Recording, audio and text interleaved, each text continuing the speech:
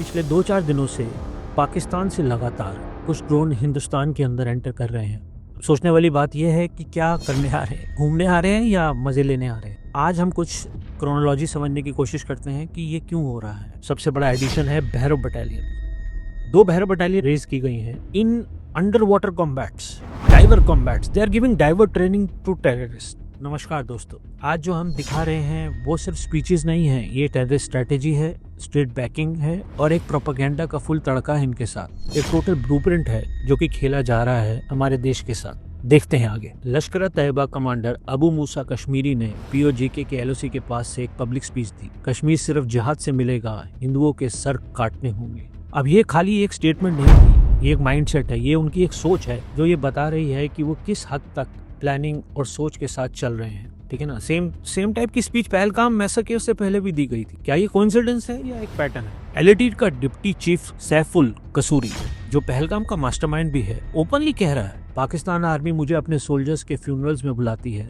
ये सिर्फ स्पीचेस नहीं देता, स्कूल और पब्लिक गैदरिंग में इसको बुलाया जाता है, वहाँ पे एड्रेस करता है। ये कोई एक कोइंसिडेंस नहीं है, ये एक पूरा स्टेट ऑपरेटेड टेररिस्ट स्ट्रेटेजी है जिसको समझना बहुत जरूरी है। हम साथ ही इनके वीडियोस की क्लिपिंग्स भी दिखा रहे हैं आपको, ताकि थोड़ा आपको समझ आए कि ये सब कुछ क्या चल रहा है, ताकि आपको state sponsored total hate speeches और एक प्रोपेगेंडा की चीजें समझ आए आपको। मुरीदके में लश्कर के फ्यूचर कमांडर्स के ग्रेजुएशन पर Abdul Rauf terrorist most wanted बोल रहा है। ओपनली मतलब बुलाया जा रहा है उसको मुरीदके के अंदर, जबकि पाकिस्तान ये क्लेम कर रहा है कि हमारा टेररिस्ट से कोई लेना देना नहीं। हाँ, और उसको बुला के मदरसा मान लो, उसको आप स्कूल मान लो, उसको आप कुछ भी मान लो, उसके अंदर ओपनली आके वो बोल रहा है कि 6-7 मई को जो हुआ वो बहुत बड़ा अटैक था। टोटली एक्नॉलेज कर रहा है कि हिंदुस्तान ने ठोका है उसको ऑपरेशन सिंदूर में, है? और ओपनली बोलता है अल्लाह ने हमें बचाया है। अब यहाँ समझने वाली बात है कि जितने प्रोपेगेंडिस्ट बैठे हैं हिंदुस्तान में, जो ये कहते हैं कि हिंदुस्तान ने क्या किया, और दुनिया में भी जो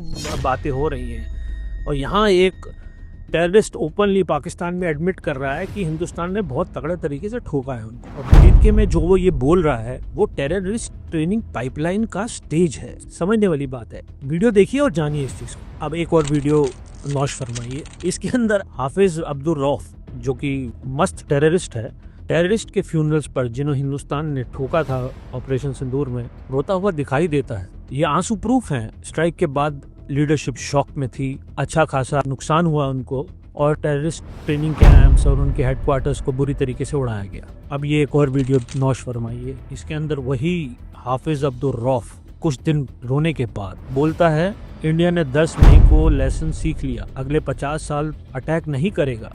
और दावा क्या कर रहा है? US और बांग्लादेश पाकिस्तान के साथ हैं। समझने की कोशिश कीजिएगा। थोड़े दिन पहले वो आंसू बहा रहा था, रो रहा था कि हमें ठोका बहुत बुरी तरीके से, और उसके बाद अब क्या गेम खेल रहे हैं? इंडिया ने 10 मई को लेसन सीख लिया है। वीडियो देखिए। पाकिस्तान के ऑफिशियल, उनके फॉरेन मिनिस्टर, उनके फॉरेन ऑफिस स्पोक्सपर्सन और उनका टोटल प्रोपेगेंडा मशीनरी चिल्ला के बोल रहा है US हमारे साथ है।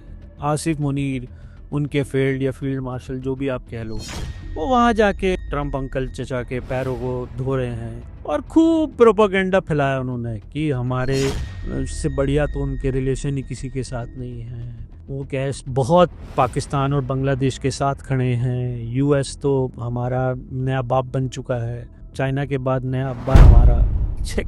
लेकिन अब आप थोड़ा ग्राउंड रियलिटी को समझिए। US कोई बच्चा तो है नहीं, सारी दुनिया समझ रही है कि ये सुधरने वाली ब्रीड नहीं है। यहाँ पे देखिए आप, US 75 कंपनियों के ऊपर वीज़ा बैन लगा देता है, और उनमें जो सबसे प्यारी कंट्री हैं वो पाकिस्तान और बांग्लादेश, ईरान, रशिया, ये सब तो मजबूरी है US के लिए।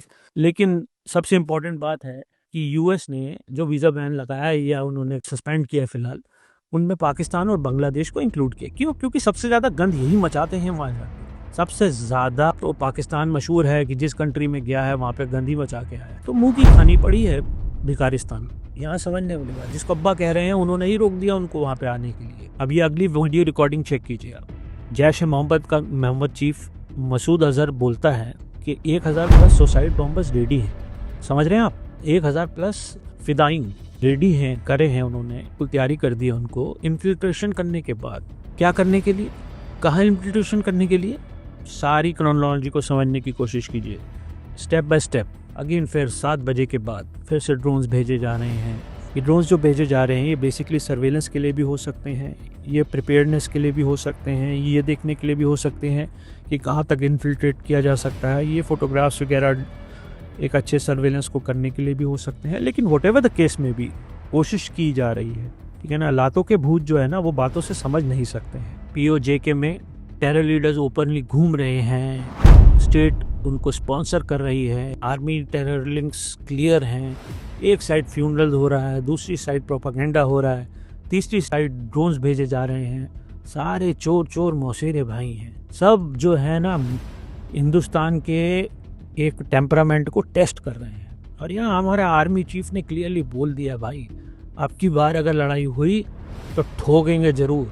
हमारी नेवी, आर्मी, एयरफोर्स सब रेडी बैठे। प्रश्न ये आता है कि ये सुधर क्यों नहीं रहे।